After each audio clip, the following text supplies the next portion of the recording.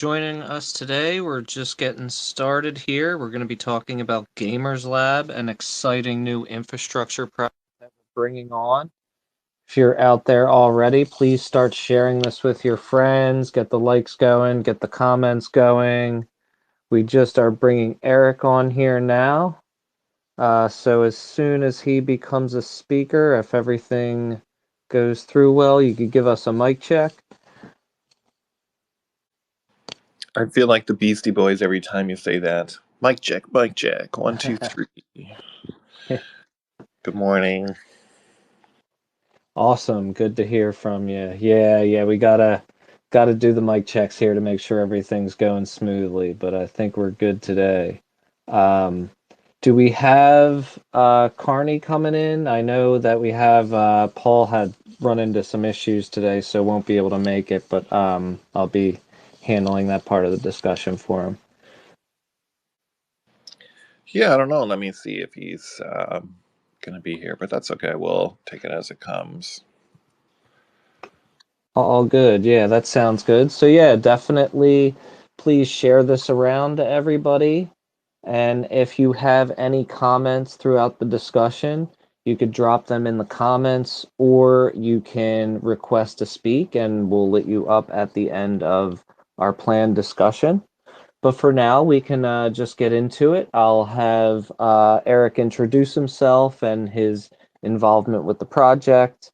And because this one's a little bit different from some of the projects that we've introduced in the past through Uprising. So, yeah, why don't you introduce yourself and tell us a little bit about the project? Yeah, for sure. So, about the project, I think on paper it seems both complicated and not complicated. It is called Gamers Lab, and so I think over the next hour or so, we'll dig into it a little bit and what it does and what it unlocks for people and how it can really change things for them. So I'll just maybe quickly introduce myself first. Yeah, so hi, I'm Eric Vanderwall. Been a developer for about 25 years, worked in the traditional industry, the gaming industry, and then later into crypto about 5 years ago. So some of the notable places I've worked is I worked at Oasis, the gaming chain. So, we worked with Sega, Ubisoft, Bandai Namco, Square Enix, all those guys. I was the head of product at Mantle, helped launch there, as well as I worked at Nervos, which is really focused on building Bitcoin L2s essentially at the moment. So I've been in the space for a little bit. I've worked at a couple of different places and also had my finger in the gaming side, so have a little bit of hands-on experience there. Yeah, so I'll I'll tie it off there for the moment. Awesome. Yeah, that's definitely a deep background in both of the industries that we're meeting here about today. So yeah, this project is definitely very exciting, and I know that it relates to some things that we've been talking a lot about as far as unique use cases on Somnia go, and some of the things that Somnia makes possible. So, do you want to get a little bit deeper into battle records and what it enables and kind of how it works? Yeah, for sure. So, one of the things about this is this is something we sort of had an idea for quite a while since I was at other companies, and I don't think it's a 100% unique idea. This is something that Web3 has sort of promised in various forms over the last couple of years. So it's not new.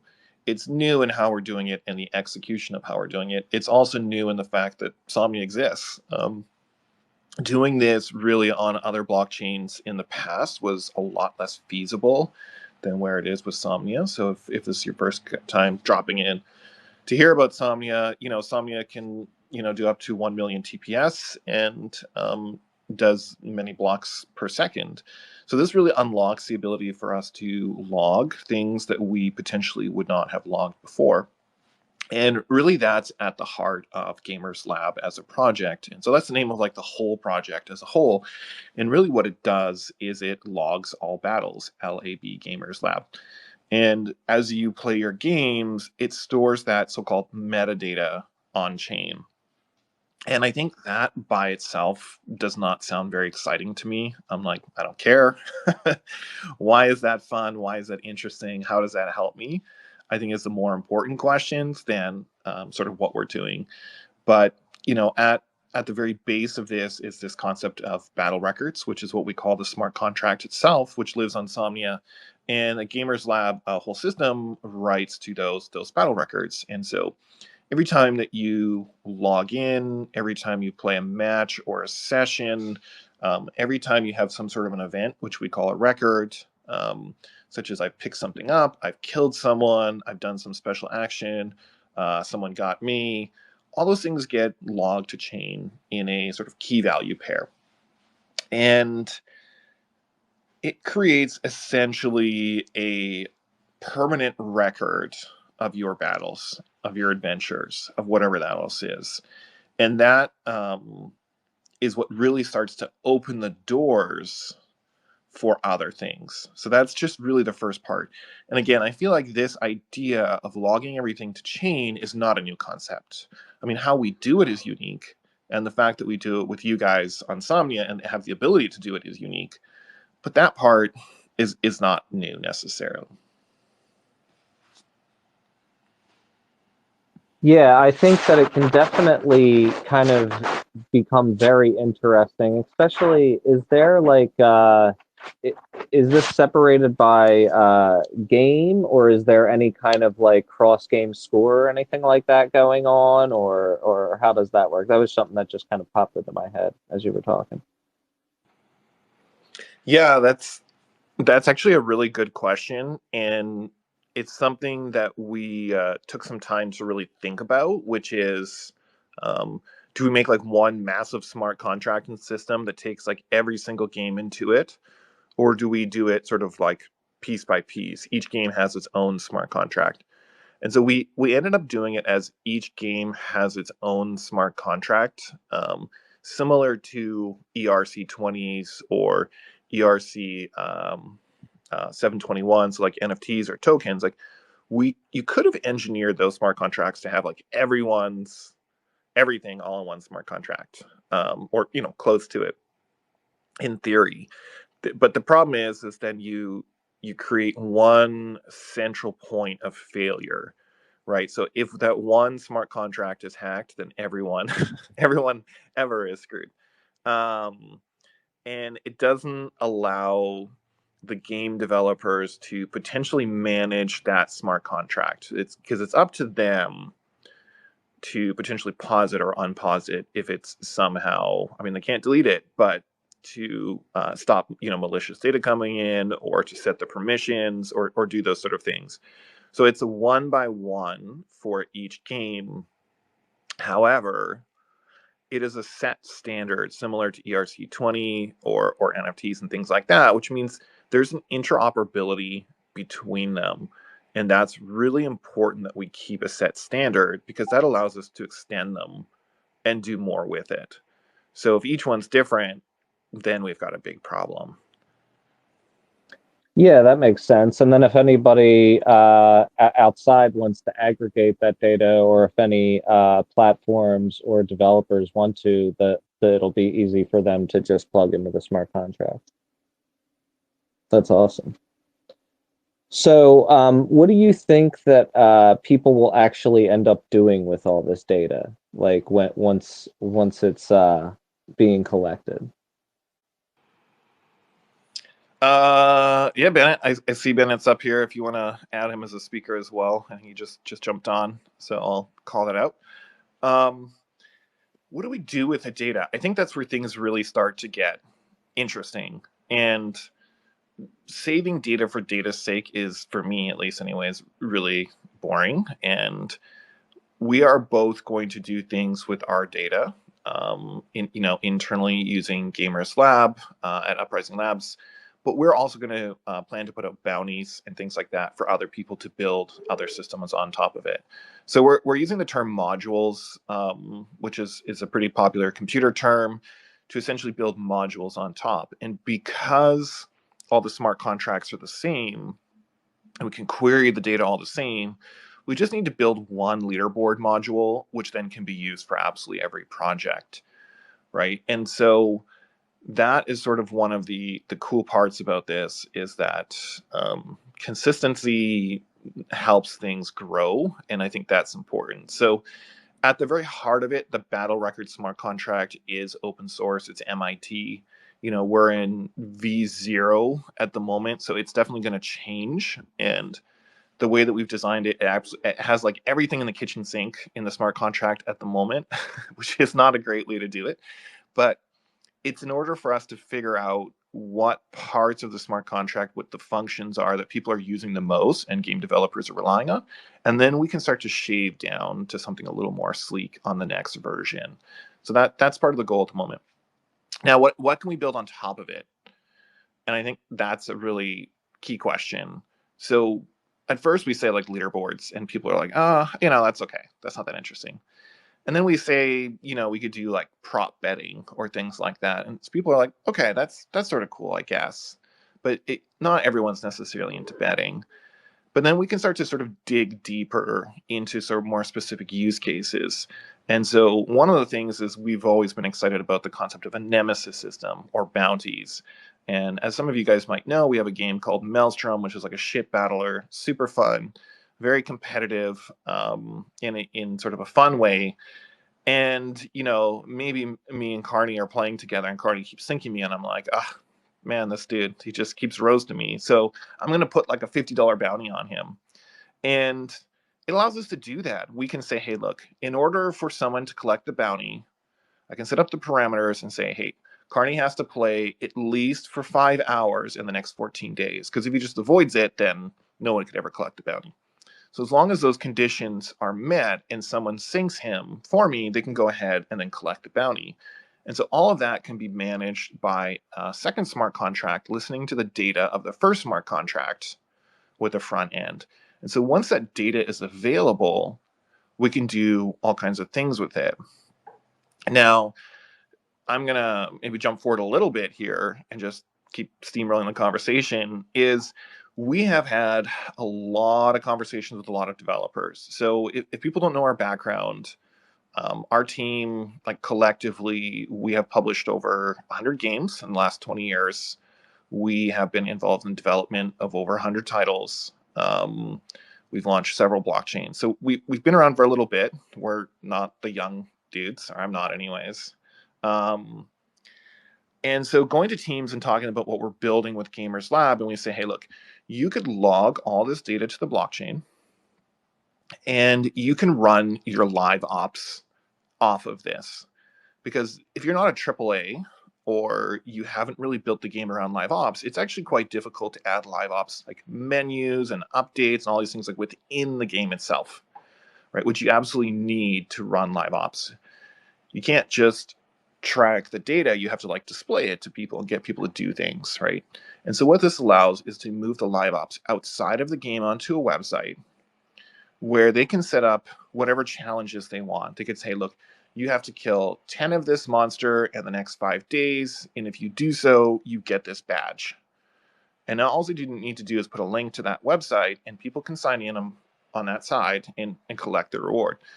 It could be game nights. It could be ETH Lizards. ETH Lizards said, we're going to do a game night of Maelstrom. We're going to put up 100 of our token, or 1,000, 10,000, and anyone who plays gets an equal share of the token, and then they can go and do it. So it allows people to like permissionlessly give rewards, challenges, betting, all these kind of things on your game, even if you're not the developer yourself. So we have a lot of rules around like Steam, Nintendo, and all these things that really suck for Web3. They're just not Web3 progressive. Like, I think most of us has figured that out. And these don't violate any of those rules, because really what's happening on the back end is the game itself is calling a REST API, which is just a standard way to connect to any server on the back end of any game that has internet. It's 100% possible. It verifies the user, and then that in turn writes it to chain. So it is a one-way direction. Would need to be one way for most Steam games. However, there is sort of workarounds in that I won't get into it too much, but really it allows them then to people to go to the website and then just claim it using their Steam ID. So it does help to skirt, or I would say break out, a lot of these platform restrictions that we're seeing and move to that direction. And we've seen this happening with, say, like Off the Grid that uses like a companion app, or a lot of other projects. And if and when those platforms are ready to be 100% Web3 compatible, all the infrastructure is really in place, and they've been benefiting from it and building that community in the meantime. So I don't know if that answers your question. Went on a bit of a side rant, but I'll leave it there. Yeah, if you can promote Bennett up as well as a speaker, that would be amazing. Yeah, I think you should be able to speak, Carney. I Yep. want to welcome you to the Oh, conversation there you and go. There you allow you go. to introduce yourself and see if you have anything to add there. Jump on. Yeah. Hi, everyone. I'm Carney, head of marketing at Uprising Labs. Yeah, an absolute, in my opinion, and I think many people are going to come to realize this. This is a huge infra announcement that we are going to be implementing to, I'm sure Eric's already covered a lot of this, but having this on-chain data layer for the games on Somnia and being able to do it on Somnia exclusively is something really exciting for us because we just haven't seen and I know there's a lot of different pieces to this, but the reality is there aren't many chains that can help us, go out and achieve, this vision that Eric had and bringing a lot of player data on chain and being able to do a lot with the data. I think highlighting that element of it's not just bringing, tons and tons of player data on chain. It's about doing more with it. And kind of like what Eric mentioned, whether it's prediction markets, more detailed profiles, there's so many different avenues we can go about with this. And I think it's going to be really exciting once we have our developers, launching testnet products with Gamers Lab Infra. You're really going to be able to see what Gamers Lab is truly going to be able to do. So, wanted to drop that quick intro, but I know I'm jumping in halfway on the conversation. Thanks for having me, John. Yeah. Thanks for joining. So I was starting to think of different ways that this could impact the existing industry, and I think that it could definitely really kind of change streaming and esports in some very interesting ways if it catches on. Like if you imagine a situation where a game like Darktable gets as big as some of the like Dota or whatever the other big card games are right now. And you could have like they have those big tournaments for the games and everything, but then you have the added element of streamers putting wagers on things and fans getting more into it. I could see that like really cranking up the enthusiasm for both streaming and esports. Yeah, it's funny because you can, the money can go both ways, right? And so we thought around streaming. So maybe you're watching your favorite streamer and you want them to do a certain task. You're like, oh, I want you to go take on that boss or kill someone or do something funny. And you could put money on chain. And it could say, if they completed this task in the next 30 minutes, they can claim the money. They can claim these funds or whatever else. So the money could go to streamers versus the other, peer to peer. It could also go from streamers to audience, right? As well. So it just allows that sort of conduit to happen around whatever arbitrary, rules or funny rules that you think up, and use Web3 to do that again without necessarily impacting the gameplay itself. So if we want to impact the gameplay within the game, we can do that, with all kinds of Web3 tools. This is such a light touch integration, um, that we think that's part of it. And I'm not sure, I started to talk about it on my Twitter yesterday, or my X account, and we should probably dig into it maybe with a blog post. But I think people don't realize how much necessarily their data is being used already. So we got one question. It's like, what if I don't want my data being used? Well, the answer to that is don't play a game. I'm sorry to say, but go play an NES or an SNES game or something like that. If it's online in any capacity, your data is being used. Um, and it's being shared across multiple networks with or without disclosure. So if it's on Steam, Steam's collecting your data. I guarantee you the game developer, if they have any brains, are collecting some amount of data for their analytics to help understand. The analytics company is then collecting that data. If you're playing online, that company that runs the online, the matchmaking, they're collecting your data. And so there's this funnel of people who use data for different purposes. And it's not always malicious. Like it's not like, we're collecting data as an online matchmaker because we hate you and we're going to sell ads to you. Like that's not always the case, but they are using your data whether they disclose it to you or not. So that's just the reality of it. And in most cases it is somewhat anonymous, but we should be in the position to use our data to do more for ourselves or for our friends or for the games that we want to play. And this really opens up the door to be able to do that. It's about having more choices and being able to use your data for your own benefit, right? And so being able to get deeper into the game or collect rewards, connect with the developers, all these things that you can do for your own benefit. So to me, this is really what it means about owning your data. We did also get asked a question about privacy. So everything on chain is somewhat public. We, as always, try and do this pseudo-anonymously. So, we don't log things like IP addresses or that sort of identifying information. It really is up to the game developer themselves as they implement the system as to how much or how little is written on chain. There is no forced system that says, hey, you have to write this information or you can't write this information.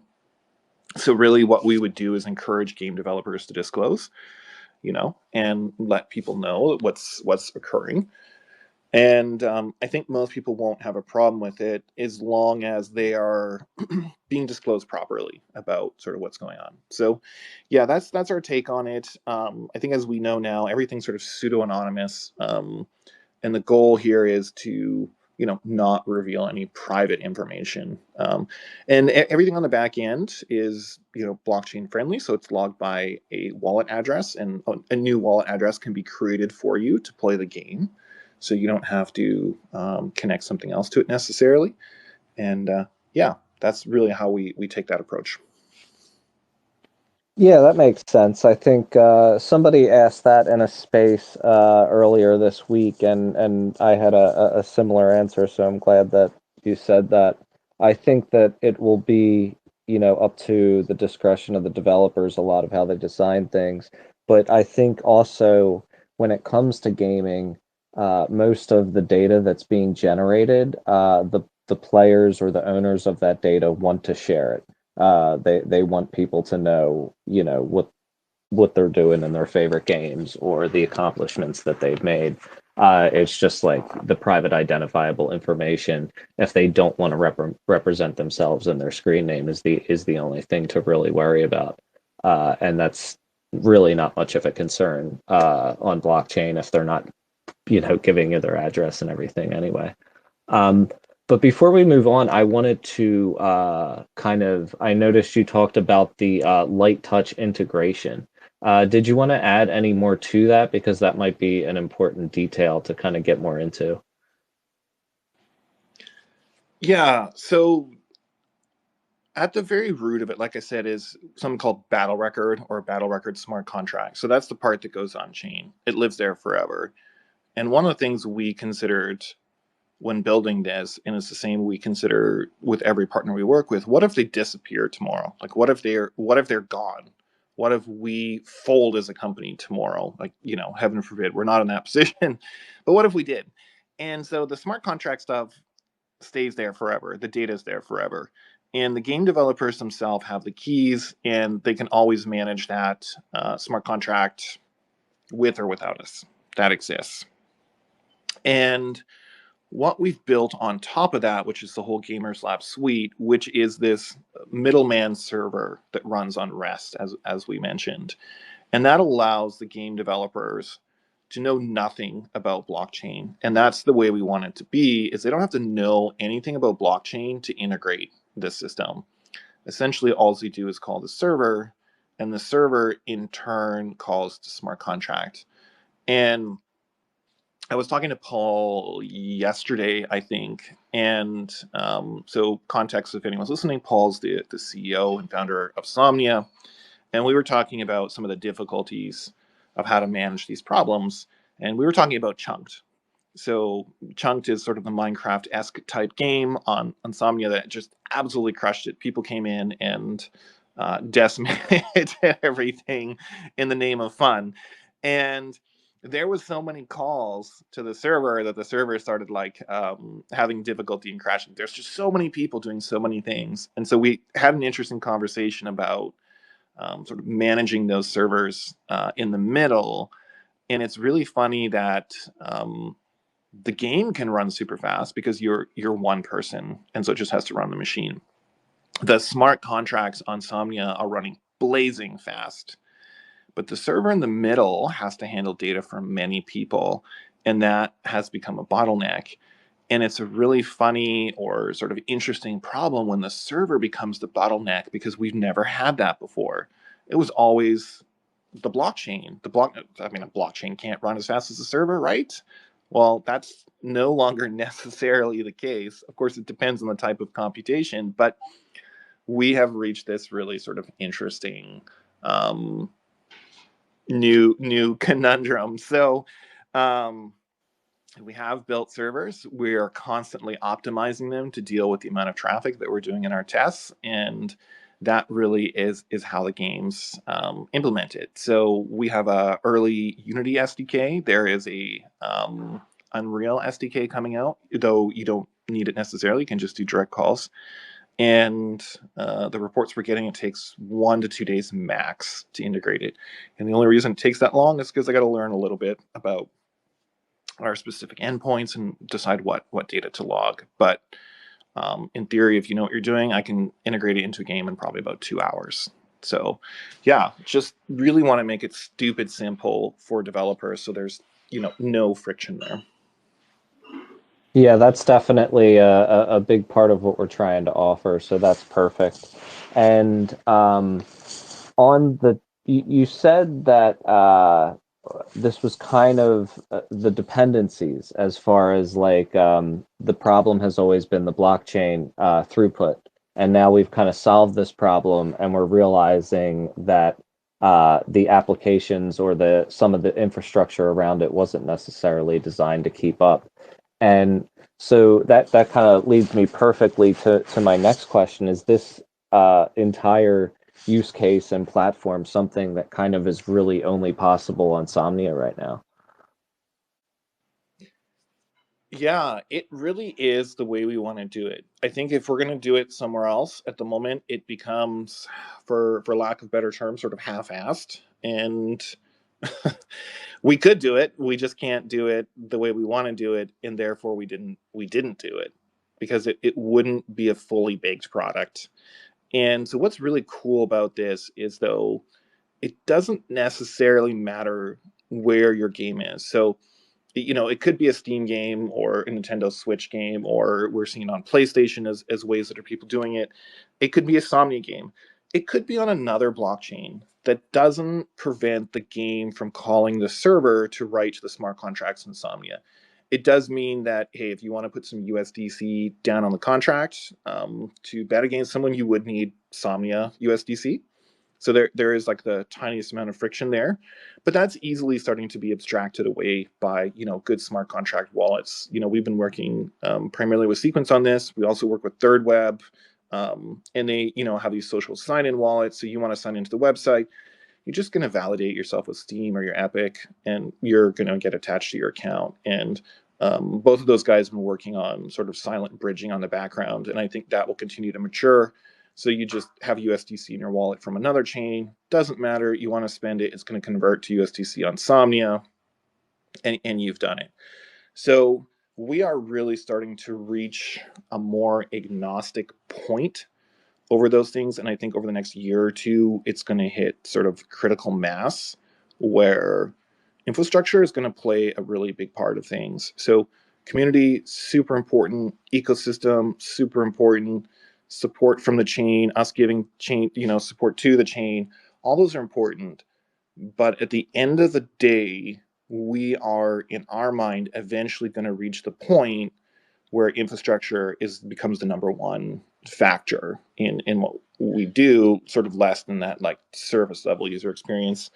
And I don't know if I saw Ryan in the chat, my co-founder, every conversation we have, he's like, people don't care if it's Azure or AWS. Like, they just don't care. They're not like, oh, I'm not going to play Call of Duty because this is using AWS servers instead of Azure servers by Microsoft. Like, at the end of the day, when the game's good, people are having fun, everything's working the way it should, 99% of people, it doesn't matter. They just want to have fun. And so I think Somnia really will give us the ability to do that. The infrastructure will be so smooth, and it is so smooth so far, that people just won't really care. I mean, and I don't want to dismiss people that are here for the culture and here for the fun, because we are. Like, I'm 100% part of that crew. But I think as we expand to so-called normies and to like more and more Web2 players, they won't even know, and they won't mind. It won't be a part of a thing for them. Yeah, I think that is the best way to do it, especially with all the, hesitation that people have that are outside of the space. If they just get in and they start to be immersed in it, and then they'll see the value there naturally once they realize what's happening. Um, you said about the platforms like Steam and stuff like that. Do you think that they will kind of be less resistant as time goes on, or that there will be kind of workarounds for that platform issue? You kind of touched on that a little bit. I don't know. I think that's a hard question to answer. Um, they have a lot to lose. So, they have their own in-game or sort of in-game badges, or like on-system badges and things like that. We saw something like Banana Clicker become super popular that use that badging system. So for them to move it out of house or allow other people to do so is a loss. And it maybe one day eventually comes down to a lawsuit, like we saw with Apple not allowing other payment systems. And this one, for how many years has it been? Like, I can't even guess, like 15 years or something, around that mark, until Epic sued them. And Epic finally sued the crap out of them and said, hey, you know, this shouldn't be allowed. It's unethical, and these are the reasons why. And now we can use other payment systems on Apple, and Fortnite has come back to the iOS store. So it may have to eventually reach a tipping point where something like that happens. As long as they continue to have sort of the massive dominance that they do in the industry, it's hard to see a reason for them to change. Um, that being said, I would love to see more competitors being taken more seriously and come into the space. Obviously, Epic has been trying to do that for a while. Epic is Web3 friendly. They don't have any restrictions around that as long as it's disclosed properly and clearly. Then Epic does allow it. But I don't know if people know, and I don't have the exact numbers, but something like Epic sales are like 1/100th of what Steam sales are. So you can't rely on Epic's native system for games to be found. That's something that primarily happens on Steam. So if you want that sort of organic traction based on wish lists and comments, you really have to be on Steam. So it is very difficult for Web3 developers to make that choice, because if they only launch on Epic or other Web3 launchers, they have zero native discoverability, and they are giving up a big potential chunk of audience. And so they're taking a risk on doing so. So this really allows them to find a certain amount of middle ground. So if people are familiar with some of our games at Uprising Labs, like, definitely go check it out. But one of the games is called Maelstrom, and we've had this game on Steam for years, and it's done very well. We are working with the game to help make it even do more very well. And this game will be using battle records on it on the Steam version. So we are launching other versions of it on other stores, and those are coming very soon. But this will allow people to dip their toes into it at the beginning and start playing the game and start earning NFTs and other badges and other things. So if and when they do switch over to the Epic version, they can actually use that in the game. So it is a way for us to also help convert people over. They collect all these cool things and they say, oh, I got a ship skin. How do I actually use this? And we say, look, unfortunately, Steam won't let you. That's part of their policy. But hey, you can download the Epic version, no cost, same back end. You can load up all your stuff and you can get all your free stuff in it because that's something that Epic allows. So for us, there's a certain amount of education in that piece. So long roundabout way is Steam going to come around? Probably not anytime soon, but who knows?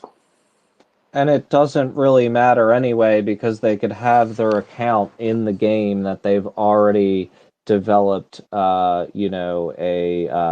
character, a reputation, or a score with, and that can kind of easily be ported into a platform that does do Web3, and they can kind of reap the benefits there, I guess, right? Awesome. Yeah, absolutely, absolutely. All we can do is educate and then do our best, like I said, to make sure that people don't lose things and gain more for coming over. Hey, come over to the Web3 version. We're going to give you this free NFT the first time. It's a battle pack. It's got like 1 or 2 free things. Come check it out.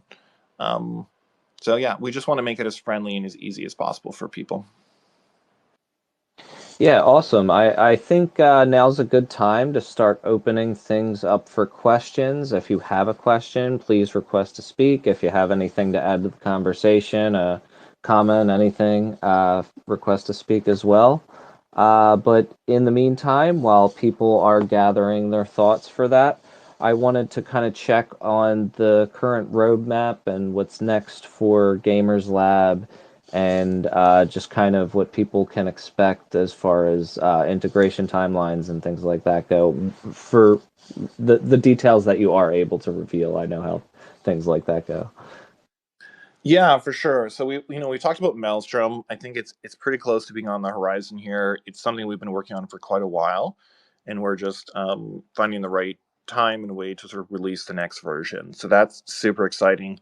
People can go and play and grind that game right now and get Uprising Recruit points, which is our points platform as well. So definitely, if you're sleeping on that, go play the game, have some fun, stack those points. Yeah, Gamers Lab is also going on to Crusaders, which is another upcoming title that we've been building. It is part of the Somnia Dream Catalyst Accelerator program. So go check that out. And when I say we're building, it's not we're not we're building it. There's a development team behind it, a studio that's building it. And another one on the horizon is Mask of the Void is going to be using it as well. So Mask of the Void Infinity. I don't know if we're dropping any alpha there. I'll leave that up to you, Carney. But yeah, there's an NFT mint going on for that. I'll leave you the details. But I think we hit already like 21,000 mints in the first like hour or two. Yeah, I think we're over 30,000 now. So really cool to see that. Yeah, Master of the Void. Make sure you go out and I'm gonna pin it up to the top here in a moment.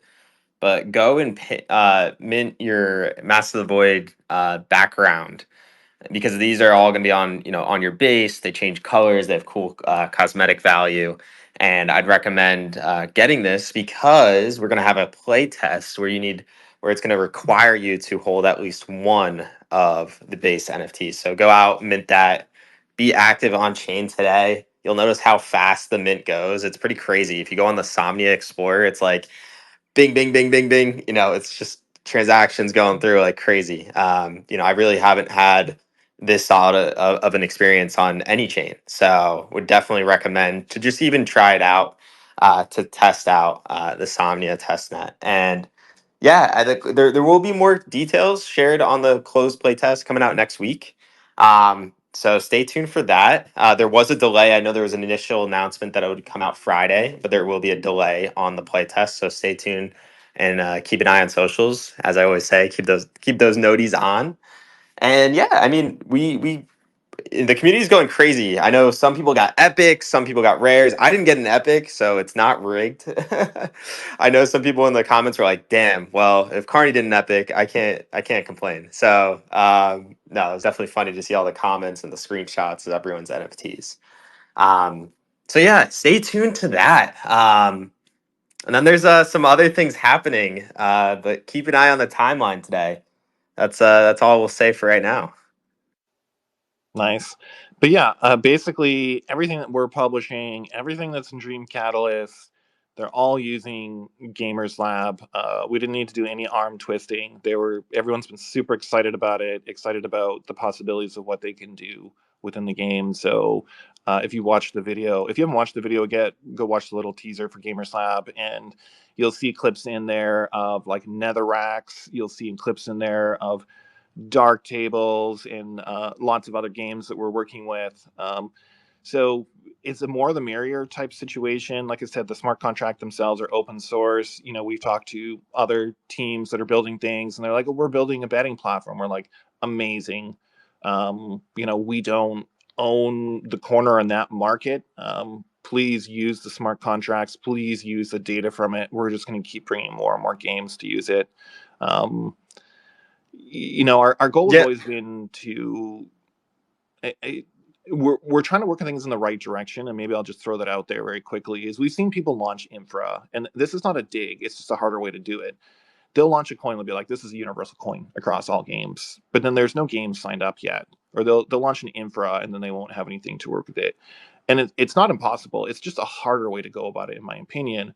We started the other way around. We said, hey, look, these are like at least a dozen games. Now let's launch Infra. Let's launch a coin. We haven't done that yet, but how do we build things into those products that make sense across them? And so once they launch, there's lots of users, there's lots of traction, there's lots of people playing it, enough mass traction that it's actually fun, and there's a use to it. Bennett.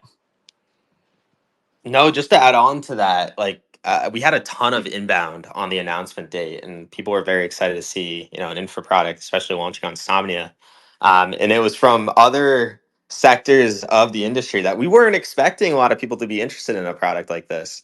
But hey, there's a lot of different use cases, and we're gonna experiment, especially with Somnia's capabilities. There's a lot to experiment on with this data, and there's a lot of products that want to use it. So kind of like reiterating what Eric is saying here, we could not be more excited for other builders to come in and get involved with what we're trying to build out with the Gamers Lab.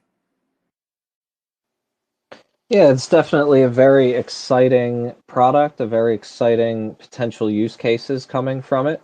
Don't have any requests or see any comments in the chat yet, but welcome anybody to not be shy and come on up and say what you have to say if you have anything to add to the conversation.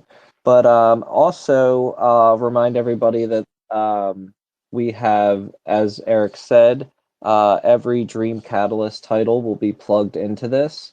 And for those of you who don't know or haven't been following, Dream Catalyst is our accelerator program that we have with Uprising Labs, where we help games in Web 2 or possibly even Web 3 kind of take their game to completion from where they have it now, which should be a pretty far along stage.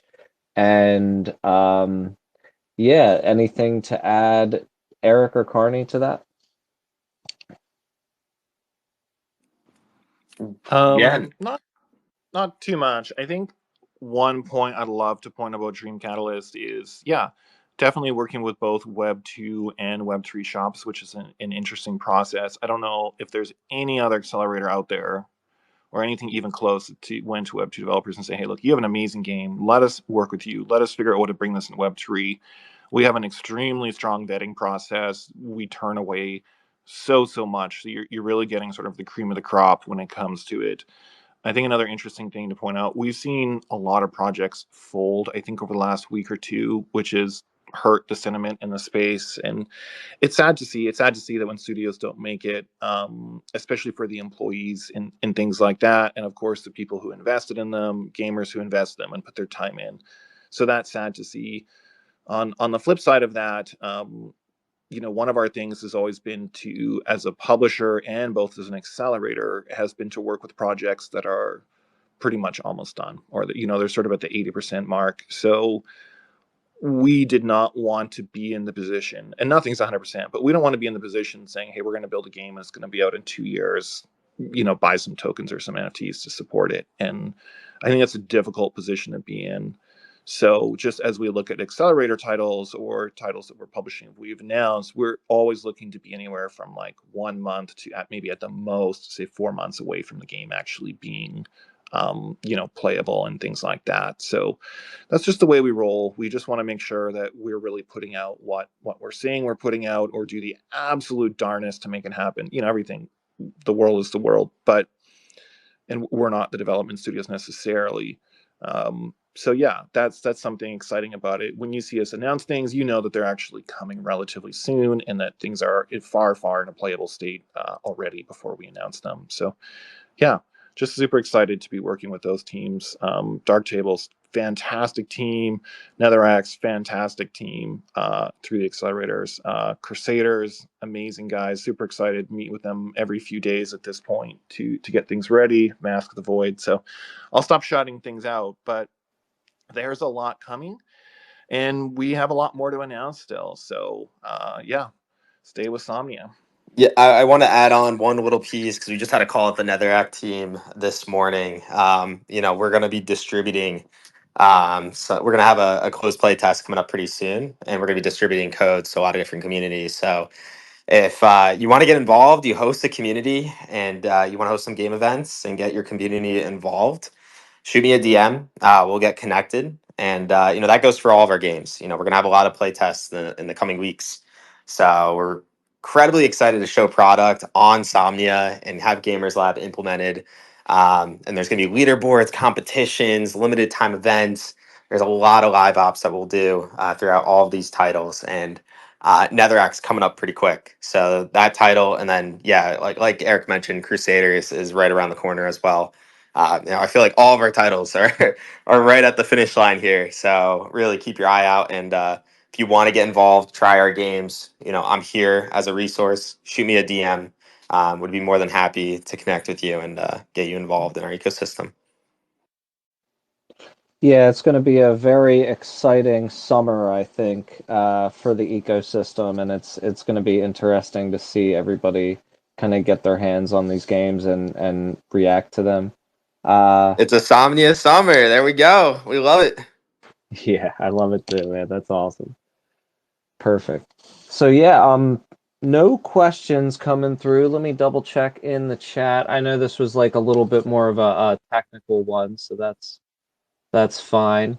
And yeah, it's looking like people are just excited about the possibilities. Um, let's see, what part of real-time data? Oh, okay. That's a bot question. Yeah, it looks like people are just excited to see what it looks like in the live. Um, yeah, so I guess we could wrap early. I know that we have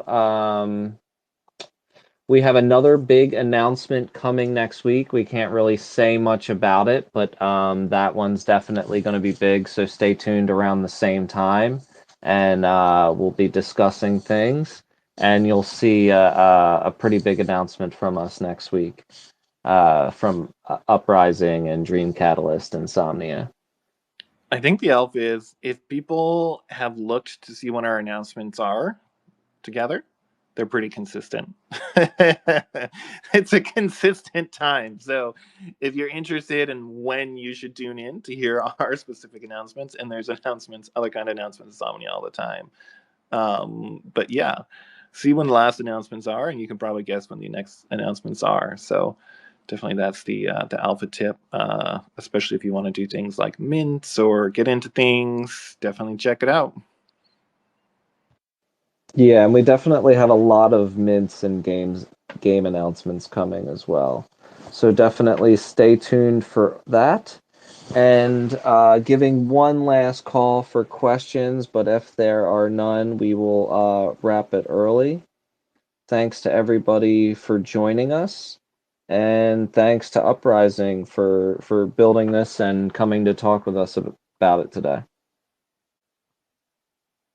Anything else you want to shill before we leave for any of the various projects? Yeah, I mean, I think that's it. We're just going to show our own stuff, of course. Definitely a shout out to some of the partners that make this possible. You know, Sequence, Third Web, Orme just did a space with you guys, a little teaser of what they're doing. So we're using them for indexing services. Somnia is so fast that we have to build special infrastructure to make things run that fast. So just a shout out to some of our partners as well. Yeah, that's a perfect way to wrap it up. We've definitely been that's one of our big goals and challenges recently has been dealing with that piece of things. But yeah, great conversation. Thanks for joining us, everybody, and join us again next week to talk about something really cool. Thank you, John. Thanks for having us. Thanks, everyone. Take Thanks, care. everybody. Bye bye.